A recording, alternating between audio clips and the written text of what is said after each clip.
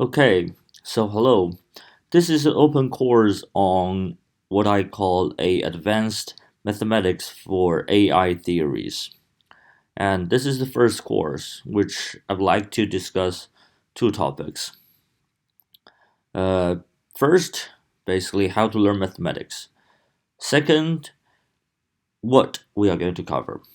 So this is actually an open course by the Geekbench training platform, and they are very generous to let me do this for free.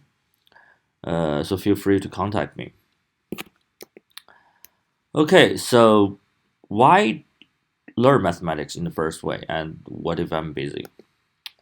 So the first thing that you need to know is mathematics helps in more than ways than you can think. So there are at least two ways to think about mathematics. One way is to think about it as a universal language for science. Another way is to think it as an extremely demanding way to train your mind. So in this section, I'm going to cover the first point. So first of all, without math, our modern life would not exist. So for natural science, for example, physics, for example, computer science, if you know von Neumann, you know that he lays down the basic foundations for uh, what we know as modern computing, and that is all based on mathematical results. So this goes without saying. For others, like finance and economics, also have a very heavy emphasis on mathematics. Now that's an interesting one. So, like psychology, fitness, marketing, biology, especially for gene studies, which might seem like they have nothing to do with mathematics, but they at least relies on hypothesis testing, which we are not going to cover. But basically, it is a mathematical tool to see if you carry out an experiment whether the results are due to randomness or it is what we call significant. So, in fact, the lack of understanding of hypothesis testing has led to many results that are not possible to be replicated.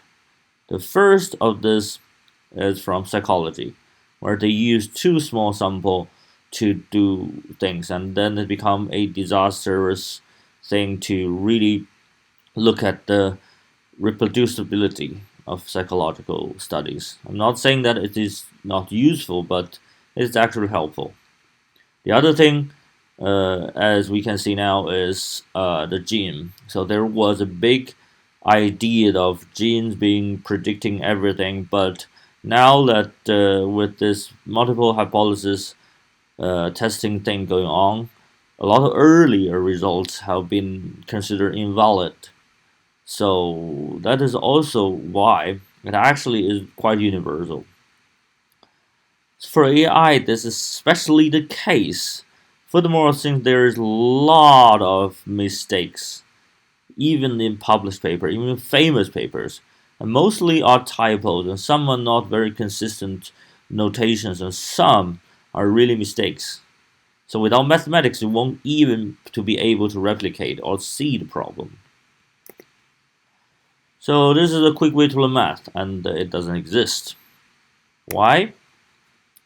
Now, in case you haven't noticed, mathematics has a long history.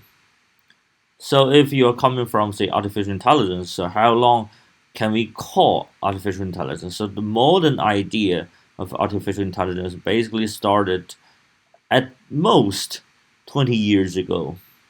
So it became really a trending thing in the 2010s. But mathematicians have been there for years, for at least 200 years. And in the recent 100 years, they became very, very professional.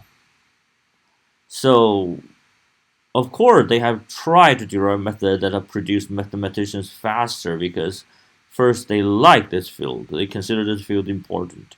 They want more people to join the field, not because they want them to earn money. So I cannot say they have failed, but this depends really on how you define fast. However, the universal case that we find after a century of exploring that mathematics is just difficult, meaning that it requires years of training to get started. This is not the case only with mathematics. It's like piano playing. I played the piano from the age of 4, and usually if you start at the age of 10, it is too late. And even if you train like a professional, you can only start to perform like in the real concert setting, not in the family concert setting, for 10 years. Ballet dancing or gymnastics are two more demanding things. Like you have to start very early, practice every day, and for many years you won't be able to perform or really compete. And that's the same thing of mathematics, although mathematics does not require you start at age of 4, so that's a plus. Now the best effort, in my humble opinion, is Bourbaki. So Bourbaki is actually a pen name for a group of very, very famous French mathematicians. Now their goal is prepare students from BSc for mathematical research. So what they do is they use a very different approach from what most modern mathematicians do. Now the idea is, let's say most mathematics start from calculus and then matrix algebra and so on and so on. So they start with something that is usually considered more concrete than something that is more abstract. For Bourbaki, this is not the case. They start with set theories and logic, and then general topology and algebra, and everything after that. So why does this help? Consider the case that if you can use, say, duality theory or very advanced function analytical tools. So then what is considered like real analysis is just either a very special case of what you have already learned or the simple exercises. Like the whole Lebesgue integration thing, all these theorems are just either a very, very simplified version of the one in the function analytical things, or it's just a simple exercise. However, this benefits will probably only show when one enters the research field. So at least I think it will show start from the MSc. So it still requires more years study, and it is working towards to make people a real mathematician instead of just, for example, applied mathematicians like, uh, let's say, AI researchers. Now, applied or pure mathematicians are not the same thing as saying that the former is inferior, but this is what they're trying to do. I'm just trying to stay their target. Still, like the Bourbaki is the way that I'm trying to follow. I think this is also how Professor Lacan, one of the giants in 20th century mathematics, is to achieve his goal. So we'll come back to Professor Lacan later on. The center of my course is actually centered on his results, which unifies basically every part of advanced mathematics except from very specific ones like number theory or mathematical logic. Now, so what if I don't have time to study mathematics? Well, don't worry. First, mathematics is hard. I have yet to hear any world famous professor saying mathematics is simple. I've known quite a lot of professors from Harvard, Princeton, MIT, Cambridge, everywhere from France and Leiden, of course, where I graduated. No one ever say that it's simple. So most people, when they really want to get a quick result, they just give up when they are like 0.001% in the journey. So if you manage to make it to the 1%, you will already surpass most people. Well, surpass is of course in quotation mark because this is not a race. But still you learn a lot already compared to what your fellow people do. Now the other way is, what if I have a lot of time but it cannot work for that long? So first, working as long as possible is never the goal. The goal is always to work more efficiently. Also, sports really help. Personally, as a personal story, I study math because I really hate physical work. I'm not saying people who do physical works are inferior anything. I really respect athletes. Like one of my biggest idols are those top athletes, like Ma Long in table tennis, like for example Usain Bolt in sprinting, like Alan Hoch, Misty Copeland, who is a dancer, and so on, so on. But in short, I'm lazy. But now I work out 1 hour in the afternoon with really high intensity, then 1 hour stretch in the evening while doing math.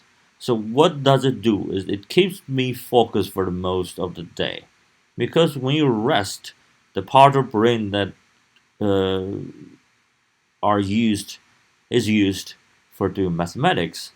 For example, you do cardio exercises or really high intensity workout, it actually helps to relax the brain much more.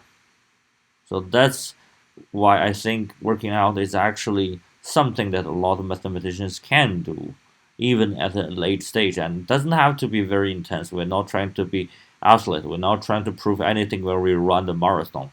But still, I think it's something that people kind of want to forget, and especially because mathematics is a long journey. That many of the most important results are produced when the mathematicians reach like 40 or 50. So you definitely want to be healthy then. Also, what really helps is chess. Chess really forces you to think very fast and calculate in your mind. This is not really how most of mathematics is done, but it really helps, and it also switches like what area of brain you're working on. So the level of mathematicians. So it's again not to judge anyone. So anyone has his or her own learning trajectory. However, this is just a very loose way to set up a goal gradually. Now, so for example, many people want to work out very famous, world famous conjectures. Unless you are like really Jordan Nash, I've seen a lot of people doing this. Like they are got a gold medal in Olympian, and they think they can work out the world famous conjectures. Sometimes it works, but most of the time it failed, because mathematics is not really just proving one theorem. It's like a unit field.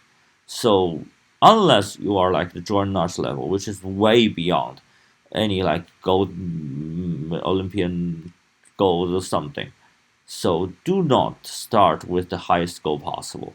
That will only frustrate you. So one of the most important things to notice that knowing some states are true are very, very important compared to the case where you do not know whether it will make it. So, for example, if I know the axiom choice is equivalent to Zhang's lemma, then I can just focus on proving it for the whole day, even if it's so difficult. I prove it actually with little help from the Verbache's fixed point theory, like in 7 days without looking at proof. But it's only possible if I actually know this is the truth. So basically, the axiom choice and the Zhang's lemma is equivalent. What happens if I do not know? Well, I will have to weigh the time spent on everything, because I have to always think about whether I can really reach there or whether I just will not make it. Because if I'm working on something that is not solvable, then I have to, because I have to survive in most of the cases. I'm an AI researcher. I have to publish papers, no matter it's on AI or whatever.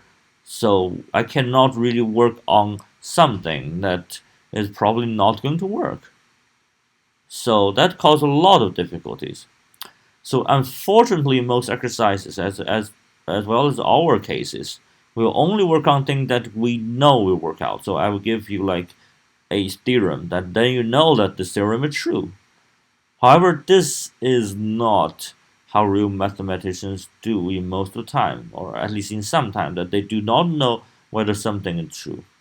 So the very beneficial thing for students and me to think about before looking for literature material is that if we have a proposition, theorem, and corollary, what it can be used for.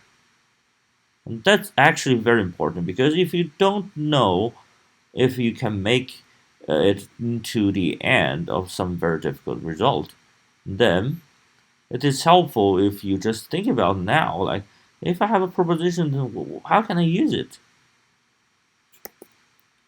Now, so there are actually 4 steps before the last one for mathematicians. So you should maybe work from one step toward the other. The first is working out familiar problems.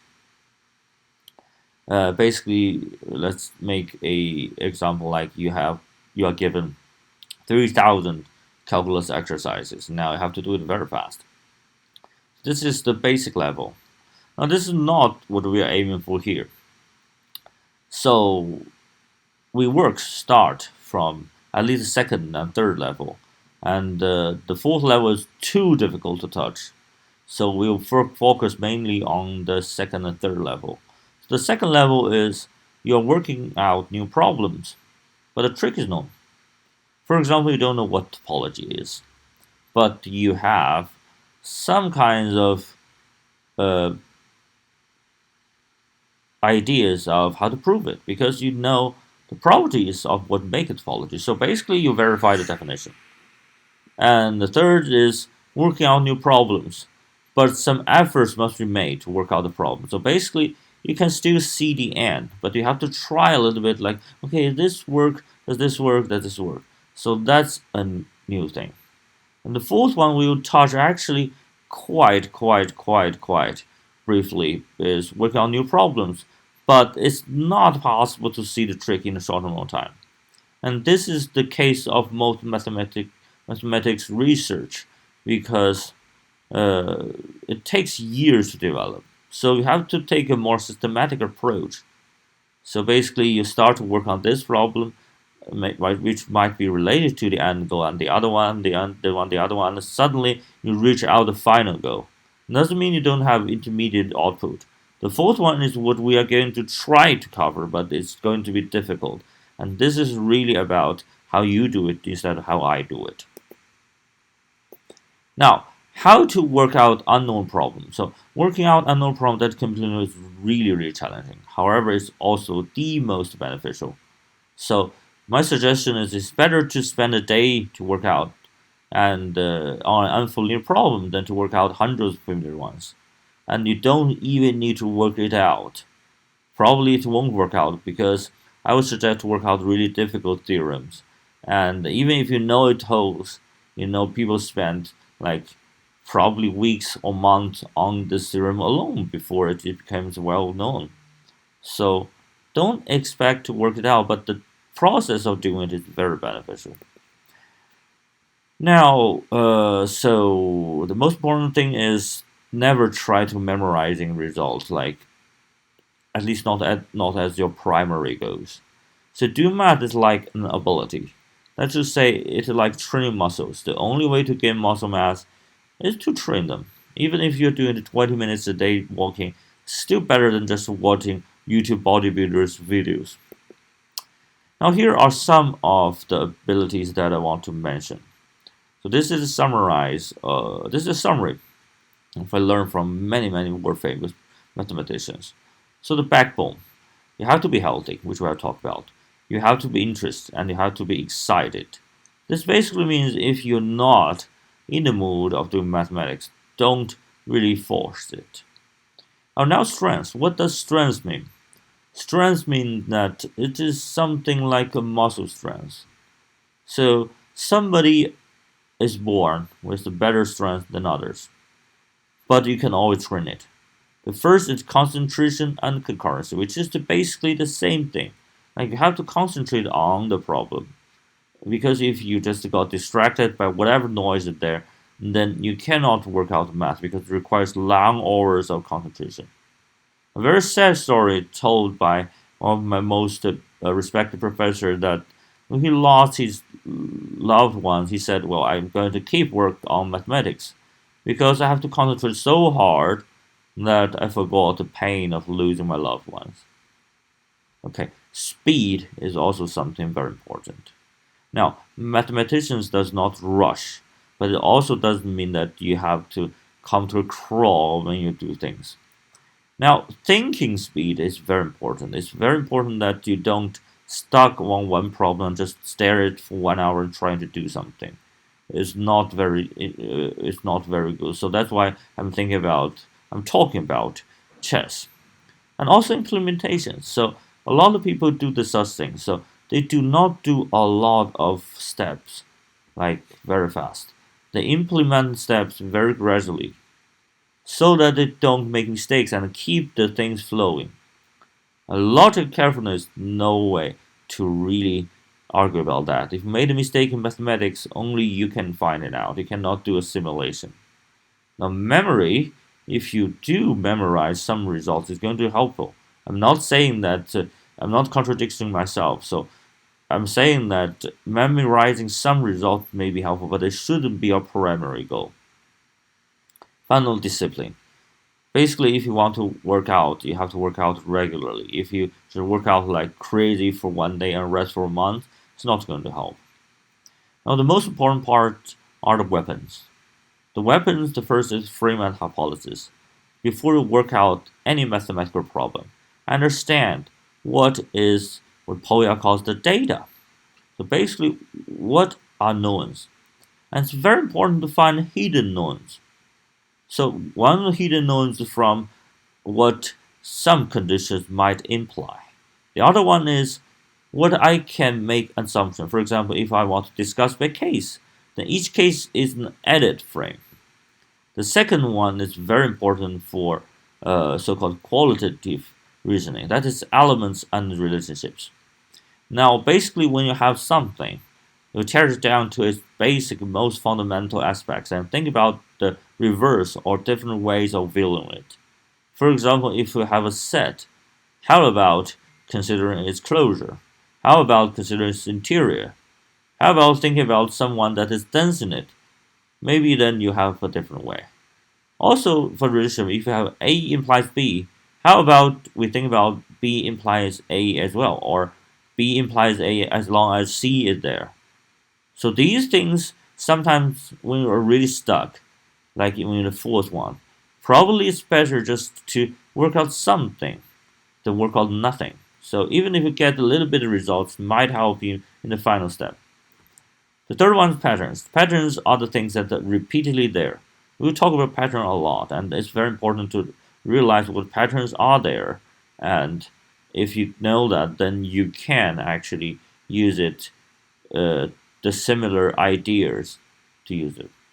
Intuition is very, very important in what we call algebras. So basically, a lot of writing down things or proving inequalities. So intuition basically means you often need to make a leap of faith. That means you have to go for some beautiful results, which simplifies, especially in the case that when proving inequalities, maybe you have to choose whether you want to really relax the bound to get a trackable result. You want to stick to the equalities until I really cannot handle how complex it is. And this is like the intuition thing there. So it doesn't come from just say doing nothing. It comes from really a lot of practice. And when you work out mathematical problem, or especially if you fail to do, by the way, I fail a lot of time as well. You have to think about why didn't I think about it? So you have to retrospect. So you have to retrospectively think about why I didn't make it. And so you have to recreate the whole thought process of how you solve the problem, and then you improve. Also, if you look at the other solution, you might have to think about how they make it. That's very important. Now, bucket is basically a assumption, like a framework of working out things. It's not to be confused with what I call about the data before. So, for example, someone might tell you that if you work on the Bayesian thing, you just do the trick or something. So the very important thing is to realize when you are falling into a bucket, like a fixed state of mind which you can get out. and then you create new ones, and that's very important. So sometimes it happens really often that, at least for me, that I stuck on this. I believe I can work this out using this method, but it actually doesn't work. So you have to jump it out. And finally, with all these things, with all these difficult problems, you have to have a strategy, a strategic mind for handling how you think strategically. Finally, the ammo is how much prior knowledge you have. Okay, so how to read mathematics. So I don't think you should work from cover to cover at this level because this level is aimed pretty high and there are too many things. You can never finish reading all of them. For some books, just understand the definition and the results are good enough because these books are created for reference. For other books, especially work out the theorem that are the best way to learn. So if this is the core thing that you want to know, and you want to know it very basically, you have to really work out some of the theorems. Like you cannot work out every one of them. That's really too much time. For some proofs, just understand ideas. Like okay, this is the proof. Okay, this is cross of it.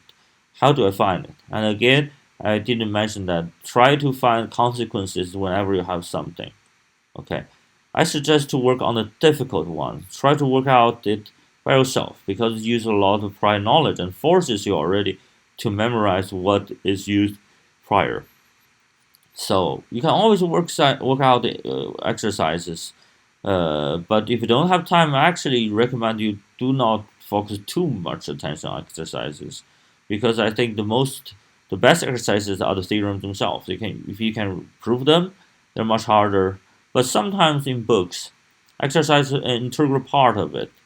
So basically, it is also a way for you to find the things that they cannot cover but are still very important. Uh, Still, for me, I prefer to look at the papers then because then I actually get more recent results.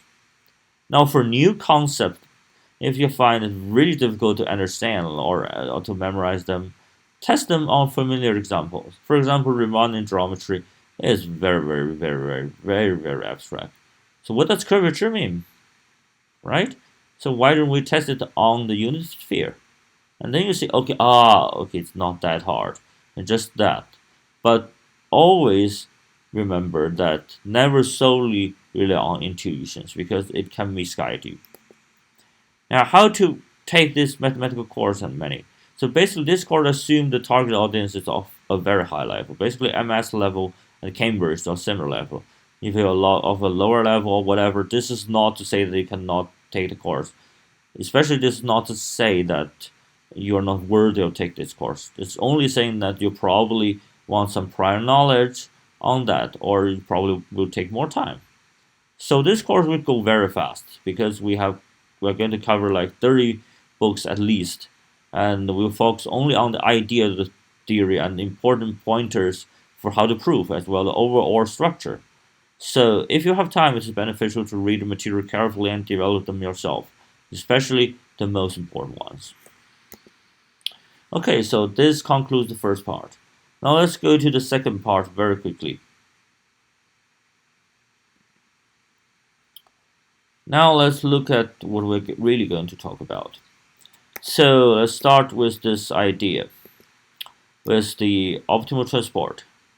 So there is a paper that is claimed by many as the pinnacle of AI mathematical research. Some people even show off by saying that they can understand paper. However, there's one part that I'm not really so happy about, and this is definition. Basically, what is important is this Wasserstein distance. So it uses very complex tools like okay the Mongoose problem, the Riemannian geometry, optimal transport, everything, only to arrive there. So the question is, why don't we start with Wasserstein distance? And even more is that why do we want Wasserstein distance? Because its connection with WGAN. So basically, we are trying to develop a theory that supports something that we already do, and just try to make the story beautiful. And that's not something that is that's not, at least that's not really beneficial, because you don't do something work retrospectively. At least I think from statistical point of view, you try to build an arena where everyone can compete freely and fairly. Now, it must be said that I'm not trying to criticize the authors. Actually, on the contrary, I really respect all these people and I follow their works and all these things. But the problems lie in how papers publish these days. So, in the past years, as I've mentioned, mathematical results will cost 10 years or more to formulate because it is difficult, and important problems just need more time than simpler ones. Now, if anyone wants to keep a job in modern university, he or she has to squeeze out something almost every day. So it's very risky to work on something very difficult. Now, this is even true for the mathematical community, which supposedly has the most patience. So here is the funny thing. So in 2012, in 2002, my mentor, Professor Van Wart, was asked to review the work of Professor Lecomte. So the publication is on Annals of Statistics. This is the highest ranking journal, basically the most famous journal, with the focus mostly on theoretical results. And in the draft, Van Wart wrote something like this. So, if Lecomte's work will be submitted today, I wonder how many of the reviewers of the journal will even understand and be interested. Well, so basically, he's saying that even for now, that people are looking too much at faster results, and this sentence will change, but still there. So I'm not going to show the original sentence because it really hurts. It really hurts. But still, this is kind of state of things now. So it's not a state that I personally really enjoy. Now, but why do we even need theory? So, a unified theory of potential creating a fair race between AI papers. Now, the other thing is a unified theory might be able to help us to understand deeper connection between different problems. So, GAN, VAE, and R are the same thing. This has been speculated for a long time. So, because they are all notoriously difficult to train. Now, for Levene, now it is almost true already from the perspective of variational Bayes inference.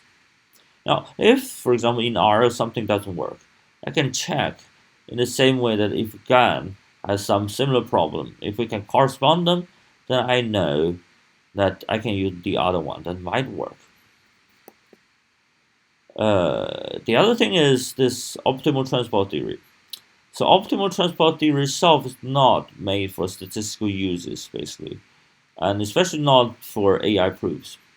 Now, it's not possible to develop a very general framework if we are using the original optimal transport theory framework, because there are so many regularity conditions that only to ensure the explicit solution. Now, from the standpoint of optimal transport theory, this is very reasonable. But from statistical point of view, basically, if you expect to work out explicit solution for anything, that will be very difficult. So, with its current stage, I don't think it will prove any useful unifying results. So the other way is to think about Lecomte. So Lecomte already started to think about the efficiency of these estimations, which is the most important thing in statistical and machine learning and whatever you can call already. So he actually made a whole empire of it, and he has solved it basically. So why bother with the optimal transport? Why adding something more? The problem is that when Lecam, Claassen, and Van der Waal work on that field, there's no optimizing difficulties. So the most of the time we only care about solving parametric models. So in a practical sense, that any reasonable estimation procedure will converge. Now this is not at all the case with deep learning, notwithstanding GAN. So now let's look at this original problem in more detail. So the C here is the cost between one point to another. And the mu, the measure, is to really measure how much it costs for you to transport each step. And T is transport plan. Now this T is something equals mu is so-called measure preserving. This is one of the most restrictive assumption there. So how it might be expanded. So first of all, the loss, it cannot be only at one loss. Now the X in most papers resides on Euclidean space. That's too simple. Because if you want to unify all these things, the best thing is to incorporate everything as in the space of measure. Now, this is actually very difficult, but it's actually very useful. Now, T is way too restrictive and too simple because measure preserving assumption only leads to the benefit of explicit solutions. So, T itself can be at least composed as three parts, like uh, one denotes the learning algorithm, the model, and one denotes the optimizer process. And probably we have to consider multi-step transportations. Now, the measure mu, remember that if x is going to be a measure, it's going to become a measure on measure, so what someone calls a random measure. Now, this is all fun, but it is impossible to work out something so abstract. Well, there is no way first we can find any explicit solutions. Therefore, the goal is to do transformation theory. I understand that this sounds horrible because even now we cannot even really prove like a really tight bound for Adam optimizer. So how are we even approaching this problem? However, here is the genius of Lacan. So he asked the question that are we solving the right problem? So in some years ago, like a century ago or 50 years ago, this is the same issue. So there are so many models, and each model requires detailed studies. So no one, so people have become worried. So if the new model keep coming up, how are we going to understand its properties? Nowadays, this will be really good news because there is more paper to publish. But back in the day of Lacan, and for him, this is terrible. So the idea is to, instead of solving the problem itself, let us first solve something much simpler. For example, how about estimating many Gaussian means? And let's say the original problem is the one that is very difficult, and the simpler one is the estimating Gaussian means. As long as we can create a distance between the original problem and the easy problem, and we can solve the easy one, then the actual performance can be measured. So for the detailed review, see this paper. Now, as contradictory as it sounds, it's not that hard to do. Most surprising thing is that it's theory that potentially links every part of considered abstract mathematics, not optimization, obviously made mistake, and also many advanced technologies. And you don't even need to read many books from cover to cover. So, what are we going to talk about? So, of course, the book of Lacan itself is very important, but it's not easy to follow. It builds on at least two things: general topology, general topological vector space theory, and Riesz lattices. Now, these are something that even people who are doing mathematics, who are doing functional analysis, might not really know. And the other thing he touched briefly is vector measures, or better known as representation theory now, star representation theory. Now, the best book is Schaffer, but it's a bit old, so you might want to try to check new papers. And also want to check out the Bourbaki for the uniform space. Now, this Riesz lattice is a little bit tricky, so it has very nice properties. Basically, you can always think about things as Riesz lattice if you have partial order. And the very important thing is the L space, which can be identified as L1. So then you have all these Donneford-Pettis things. So the basic reference to Mayer. And for representations, you can see the star representation by Fell and Doran. They are very important. Like they unify so many things in the algebra and the geometry part. It's very beautiful. So I can say that the The aforementioned books cover most of the geometric part of what we consider functional analysis, much more than standard textbooks. But what about the algebra part? Now here's the thing.